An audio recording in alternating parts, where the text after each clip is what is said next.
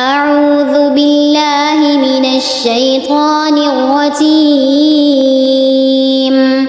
بسم الله الرحمن الرحيم. القارعة ما القارعة وما أدراك ما القارعة يوم يكون الناس كالفراش المبثوث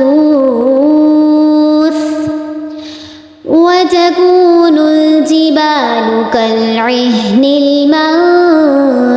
المنفوش فأما من ثقلت موازينه فهو في عيشة راضية وأما من خفت موازينه فأمه هاوية وما أدراك ما هي نار حامية